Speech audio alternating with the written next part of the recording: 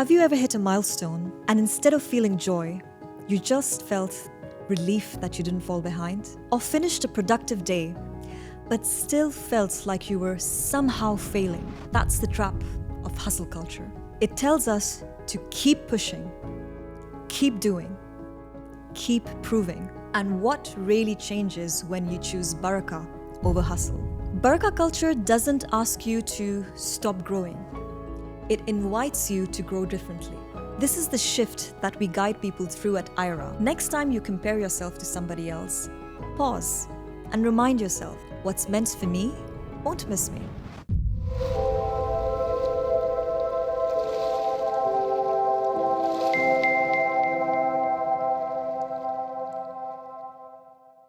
Welcome to the Barakah Balance podcast with IRA, where we explore productivity based on the principles of Barakah that honor both presence and purpose. I'm Hooriya, and today we're talking about two competing mindsets, hustle culture and Barakah culture, and what really changes when you choose Barakah over hustle. So let me take you back to where this began for me. There was a time when I genuinely believed that being exhausted meant I was doing something right. If I wasn't pushing hard, I wasn't serious.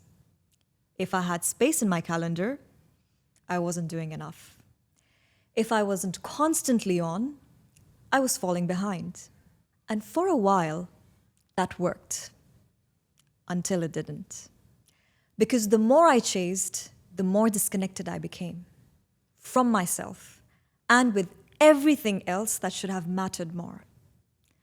The scary part, I didn't even notice it at first.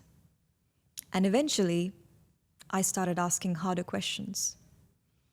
Is this really what success looks like? And if I'm doing everything right, why do I feel so off? That's when I came across the Barakah culture and hustle culture model by Muhammad Faris. And it completely reframed how I thought about work, worth, and what it truly means to be productive. Let me break it down for you simply. Hustle culture is driven by ego. It says, push harder, do more, prove your worth. Rest is earned. Success is visible. It's all about what people can see. Barakah culture, on the other hand, is God-centered. It says, show up with sincerity, do your part, and then trust. Rest isn't a reward, it's a rhythm. And success is measured by alignment, not applause. In hustle culture, your worth is tied to your output. But Barakah culture, your worth is tied to your intention. One feels like a constant race. The other one is more purposeful. And here's the thing. Barakah culture doesn't ask you to stop growing. It invites you to grow differently. With presence, with peace, and with trust in the one who controls the outcomes. And it reminds me of a hadith that really captures the essence of Barakah culture. Take advantage of 5 before 5. Your youth before your old age, your health before your sickness, your wealth before your poverty, your free time before your busyness, and your life before your death. It's not heavy, but it's honest. It reminds us that we rush past today, we'll wish we had protected tomorrow. So Barakah culture really invites you to slow down, not because you're behind, but because you're finally choosing to be in your life. This is the shift that we guide people through at IRA.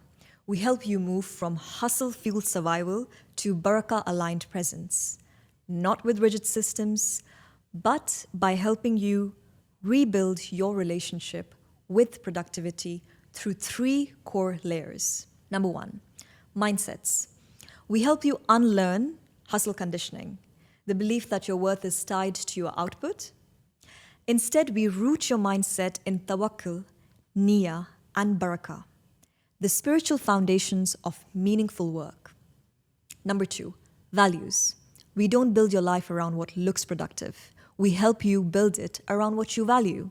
Salah, rest, family, learning, stillness, service. Values that hold in every season of your life. Number 3, rituals. Barakah culture isn't just something you believe in, it's something you live. We help you build small, intentional practices that support sincerity over speed, slowing down without guilt, creating space before you commit, and ending your day with gratitude and not pressure. Because Barakah isn't just a result, it's a way of being. At Ira, we meet you exactly where you are and help you build a lifestyle that reflects that.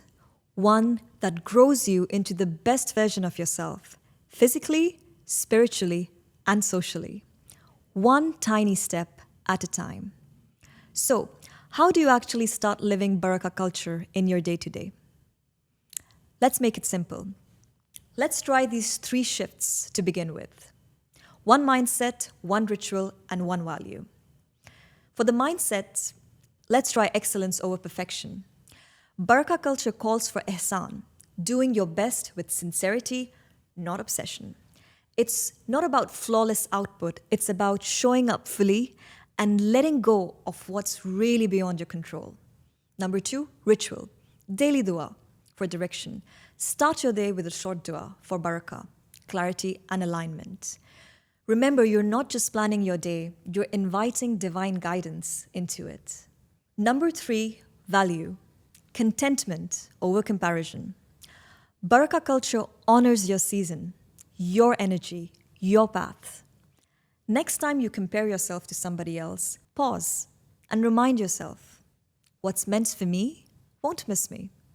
Choose depth over speed, contentment over competition. If you're ready to leave the hustle behind, visit us at irabliss.com and subscribe to our free weekly newsletters. And also, don't forget to subscribe to the Barakah Balance podcast. Until we meet next time, reflect, reset, and rise with Barakah.